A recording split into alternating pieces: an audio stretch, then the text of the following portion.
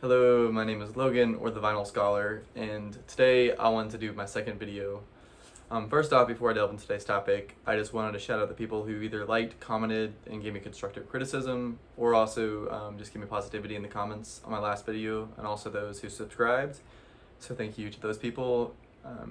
And for today's topic, I want to do something a little bit more original than my last video where I showed 15 of my favorite jazz albums.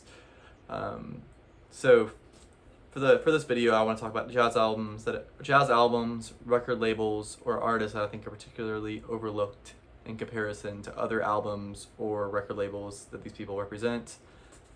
So it isn't necessarily musicians that aren't famous or aren't albums that aren't famous, but I think are kind of undervalued in comparison to other albums and music that these musicians produced. So first off, this is an album from a band and a musician called the Oneness of JuJu. This is a live performance from 1973, and this is a reissue from the last few years that Blackfire did in revamping the record label. Blackfire was a black-owned record label that was based out of Washington, D.C. in the 70s and 80s, and it has a lot in common with the black jazz record label that was owned by Dick Shorey and Gene Russell out of Oakland, California, and they both kind of embody the sounds of revolutionary Africa in the United States that was shaped by African liberation movements and thinkers such as Kwame Nkrumah of Ghana and other nations like that. But for those that really like Coltrane in his later years as more experimental albums, I guess starting with Africa, Brass, and then on to albums like Ascension or Sonship, this is an album that I think you'll particularly enjoy. And also those who really enjoy Meditations, because I feel like Meditations by John Coltrane is an album that really mirrors this. And anyone that's also a fan of Pharoah Sanders, this album has very similar Pan-Africanistic soundstage. It's definitely not something that is traditional jazz, it's more on the avant-garde, or I should say more on the spiritual jazz side. So for those who enjoyed Pharoah Sanders, John Coltrane, Albert Ayler, any of those musicians, I think this is a great album for you guys to check out. From both an underrated artist and an underrated record label. Next up, this one represents more of a trend, and it is a very underrated album in my opinion for what I've seen. This is Down Home by Sam Jones. Sam Jones is definitely one of my favorite bass players, and as you can see, the lineup in this album is incredible with Clark Terry, Blue Mitchell, Jimmy Heath, Wynton Kelly, Israel Crosby, but I think it's the first pressing of this album, and it sounds amazing. There's some early Riverside records that I don't think necessarily sound the best in comparison to other record labels, but this one I don't think necessarily fits in that criteria. And this is more on the soul side of jazz, but it's also still kind of hard bop. It's probably released around 62 or so, 62, 63. Let me see. I don't actually see the date on the back of it, but I would assume this album was released around 1962 or 63. And it definitely sounds like it's out of that time period. So those who don't really want something that's as free as the first album I showed, and they want something that's more familiar, hard bop sound, this is an album I highly recommend checking out. And it kind of just represents many Riverside albums that are overlooked. While there are many prominent famous Riverside albums, including Bill Evans and Thelonious Monk's work, there's also other ones that are almost as good, if not better, than some of those musicians' output on the record label. And this is one of those albums that I think is particularly overlooked on Riverside. Next up, this album also represents a trend for another record label that everyone's going to recognize, I'm sure. This is Open House by Jimmy Smith on Blue Note, and while he produced dozens and dozens of albums on Blue Note, I don't think he necessarily gets the recognition he deserves by a lot of people today, at least in actually consuming his music. Jimmy Smith was the musician who kept Blue Note alive through the 1950s when jazz was not wasn't topping charts like it did in the 30s and 40s, and definitely not like some earlier Blue Notes, but Jimmy Smith was definitely able to keep Blue Note alive, and he was very important for the record label. And also, besides the fact that he's one of the best organ players, jazz organists to ever live, there's also a lot of amazing musicians on his sessions that people would pay a lot of money to get their albums themselves, but they usually don't pay the same for Jimmy Smith, who has these artists on them. For example, this album has Blue Mitchell, IQ Beck, Jackie McLean, Donald Bailey, the original Jackie McClain, and Also, the original IQ Beck albums are just worth hundreds of dollars, if not more for some of them. So for those people who really enjoy those artists, I highly recommend searching more into Jimmy Smith's Blue Note catalog. This is the first pressing of this album. I think I got it for about $20 or so, and it's in, I'd say, near mint condition. And it was definitely check out Jimmy Smith's, all of his work on Blue Notes, and check out the artists that are on there. If you appreciate or really enjoy the sidemen, it's kind of worth checking out, even if you don't think you're the biggest fan of organ jazz.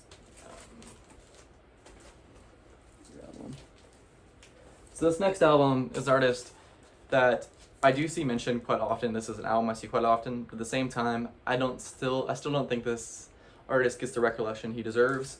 And that is Phineas Newborn Jr. He, in my opinion, is one of the better, if not the best, one of the best jazz pianists to ever live. He ranks up there with Bill Evans and Monk for me.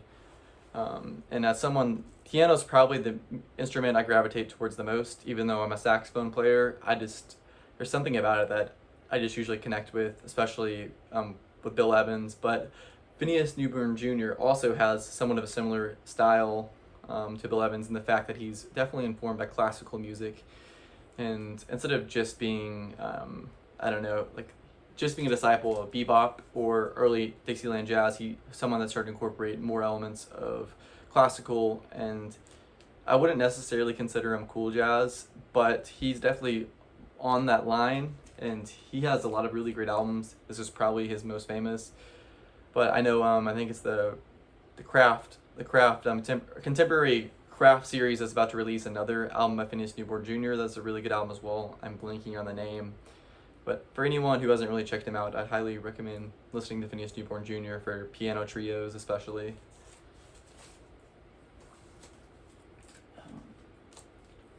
So this is one of the jazz greats who's still alive, even though he's not been performing for a while, but Archie Shep. This is one of his earlier Impulse albums where he performed by himself. And this is definitely free jazz, spiritual jazz. It's not as dissonant as some of his other stuff, but there's a lot of jarring sounds for people that aren't necessarily acquainted with free jazz. So this isn't necessarily the first album I'd recommend for those trying to get into free jazz, but for those who love free jazz, and like Archie Shep, Pharoah Sanders, Albert Ayler, Eric Dolphy, I feel like this is kind of the next step in that line. The McLean on this album is a really great song, and I believe there's a version of In a Sentimental Mood on here as well. Let me check for sure. And I believe this is an early pressing of it. Yeah, there's the second song, and this is In a Sentimental Mood, and also the track On This Night, If That Great Day Would Come. It's a very great and moving song. I believe in the liner notes it talks about how it is inspired from W.E.B. Du Bois, and his push for Pan-Africanism and United People of African Descent, and as a way to kind of combat colonial influence. So for those who enjoy music that is kind of shaped by that, or enjoy the history of the civil rights movement and anti-apartheid movement, this is definitely an album I'd recommend checking out for multiple reasons, especially because it's earlier on in Archie Shep's career, and you hear him taking shape on this album. Next up, let me show. So Zoot Sims is by far one of my favorite saxophone players, and this album choice is kind of a bunch of standards he does himself. I believe Jerry Mulligan's on here in a couple tracks. So it's definitely cool jazz, and it's something that's very relaxing. It also feels very reminiscent of Chet Baker, this album. I mean, there's some tracks that Chet Baker has very famous versions of, like You're Driving Me Crazy and There Will Never Be Another You. So for those people that are a big Chet Baker fan, this is a great album to check out Zoot Sims' discography. And even though he is one of the more famous cool jazz artists, sometimes I feel like he's not necessarily recognized as one of the great tenor saxophonists or just saxophonists in general, and I really feel like he deserves that recognition.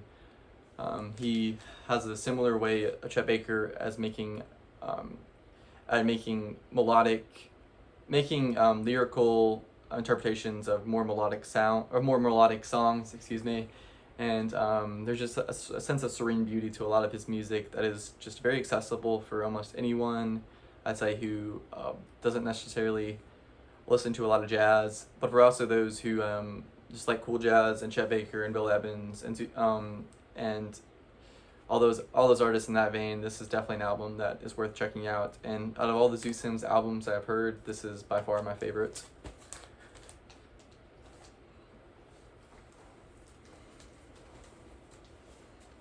This is an artist that I find to be particularly overlooked, and also this is on the Prestige Moodsville label, which was kind of one of their, like, I mean, that Swingville, Bluesville, Moodsville, they all had the different moods, or all the different like subcategories within the label that kind of conveyed certain moods or genres. And a lot of these, like Swingville or Bluesville, especially Moodsville, are kind of overlooked, I think, and they're a lot cheaper than some of their other Prestige albums or the new jazz albums. And I understand that people might think they're kind of basic, or they're just records you put on in the background, but there's a lot of really, really great music on these albums on Prestige Moodsville, and this is just one example of that. Interludes, this is some of Billy Taylor's finest playing from what I've heard. I'm not super acquainted with his music, but I have listened to a handful of albums, and this is one that I was very happy to pick up for $15 in great condition. Even the record itself, the actual sleeve is in great condition, and so is the record. But for anyone who just loves piano trios and loves the Gene Ammons type of sound, the more bluesy informed saxophone playing or piano playing, this is an album that I'd highly recommend checking out. Next up, this is a very overlooked album from Jackie McLean, in my opinion. It's just the Jackie McLean Quintet, and it has Donald Byrd, I think Donald Bailey on it as well. Or no, not Donald Bailey, Doug Watkins and Mal Waldron on piano. And this isn't the cheapest record on this list. It can go for over $100. But at the same time, this is an album that I don't really see posted very often in the vinyl community on either YouTube or in record groups I'm a part of on Instagram or Facebook. And I don't really understand why, because this album is up there with a lot of his Blue Note albums, in my opinion, even though it's not as pushing the boundaries as much as some of his later work. This is, you get to see Jackie McLean come into shape right in front of you along with Donald Byrd. You get to hear these artists whose albums on Blue Note go for far more than just $100 often. And it's kind of something, it's a trend I noticed with a lot of albums on Jubilee, on the record label Jubilee. They're not all super cheap, but compared to Blue Note or Impulse or even some Verb albums, Riverside, they go for fractions of some of the most valuable records on those labels. And I just think they deserve more recognition than that. This playing is very laid back compared to a lot of his other hard bop or even post bop sounds music, but it still is the Jackie McLean that people are familiar with. It's not sloppy in any way. It's just very beautiful, melodic, straight playing, and he has very tasteful choices in all of his solos, and so does Donald Byrd. It's not the extremely dissonant, in-your-face Donald Byrd you're used to, but it is some of my favorite playing for him as well. I had to include this album for that reason.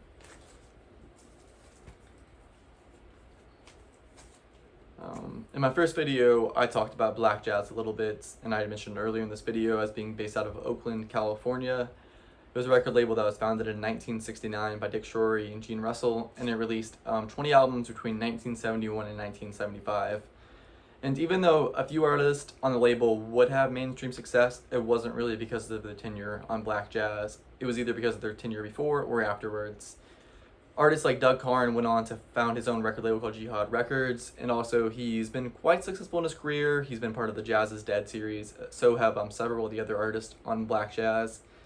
And Cleveland Eaton had some mainstream success in comparison. I think he was a bassist for Henry Franklin, I think, played with Count Basie. One of the two of them, I'm kind of blanking. But Henry Franklin and Grover Cleveland, Cleveland Eaton are both artists that were on black jazz, and their albums are all great. But out of all the black jazz catalog, besides Henry Franklin's, this is The Awakening produced two of my favorite albums, this and Mirage.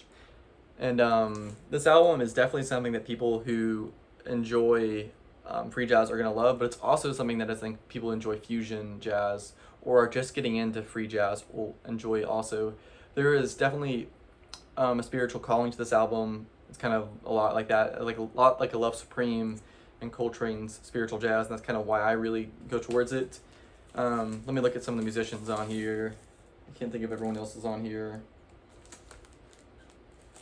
It's not telling me on the backside, but I think Rudolph Johnson may be on here. I'm not positive, but the tenor saxophone player on this album is amazing from what I remember.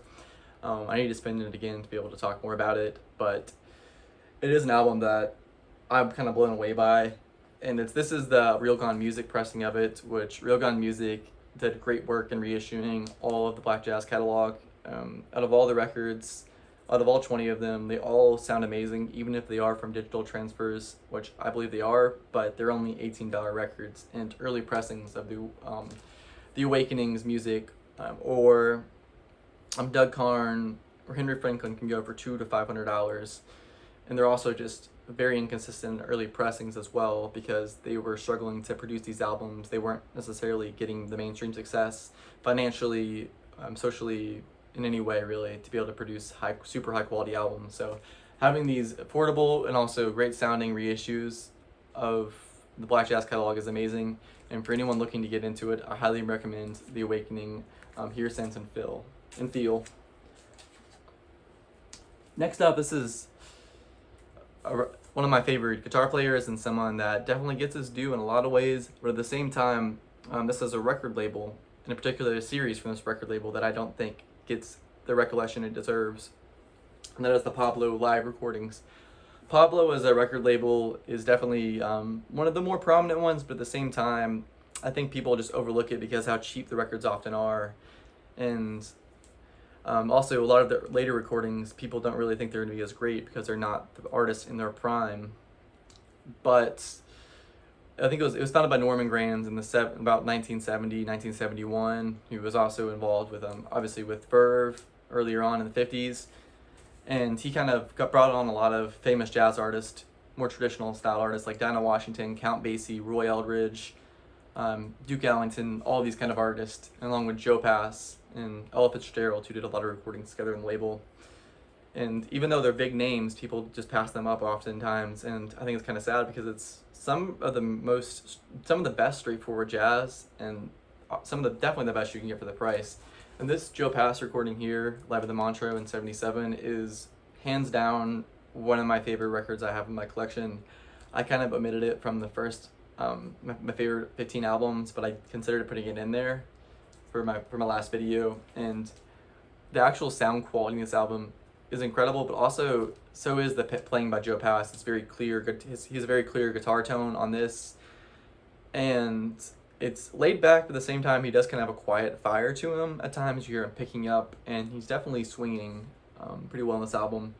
But I definitely would recommend anyone checking out the Montreaux '77 recordings from Pablo Live, and just Pablo as a record label in general, for anyone who's a fan of Count Basie or any of these other aforementioned artists I talked about that have valuable records on earlier on in the career, or gained a lot of success earlier on in the career on more prominent record labels. But everything on Pablo is something worth checking out and picking up, and usually can be found anywhere from $4 to $15 for any of the Pablo recordings.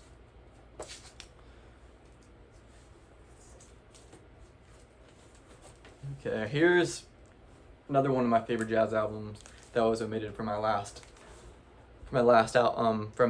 video, from my first video, and that is Tough Tenors with Eddie Lockjaw Davis and Johnny Griffin.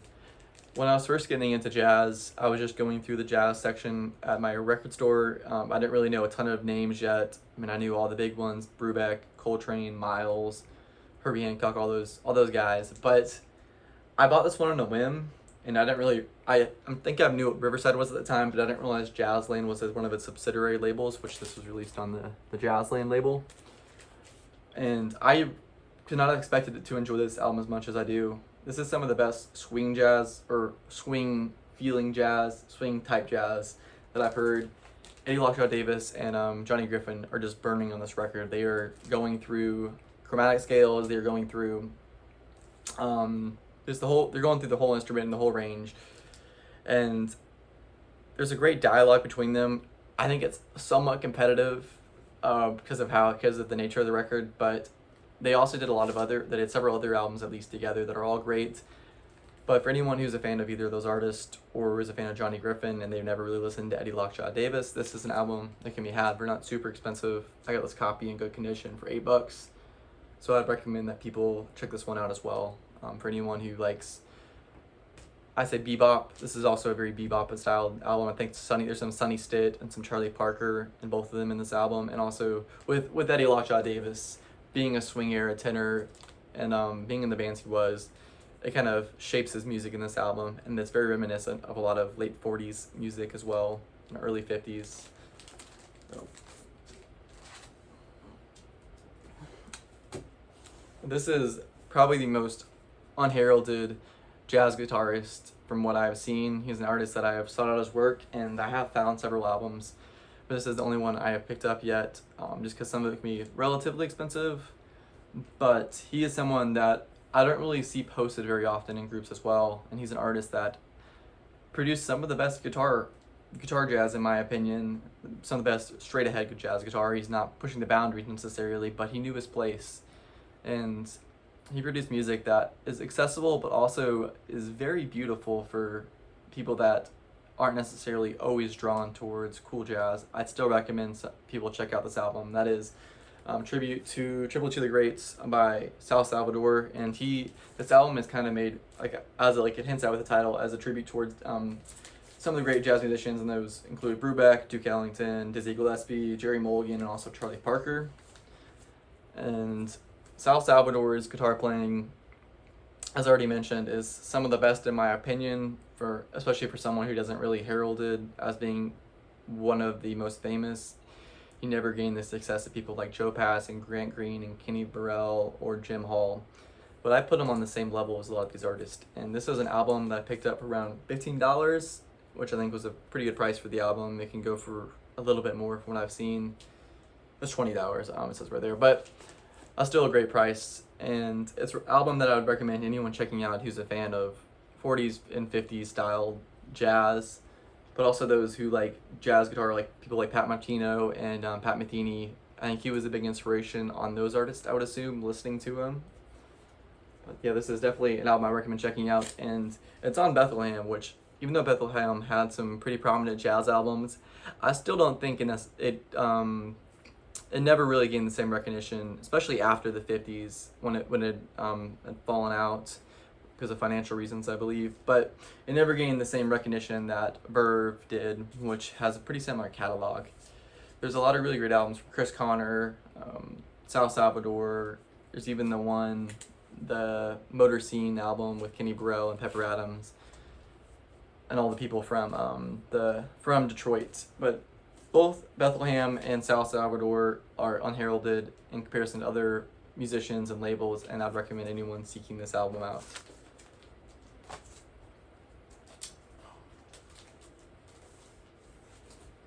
This next, I'm going to show an album that is definitely known by people. It's sold well all the time, and it's an artist that is my favorite jazz artist, but also someone that is very famous in the mainstream as well.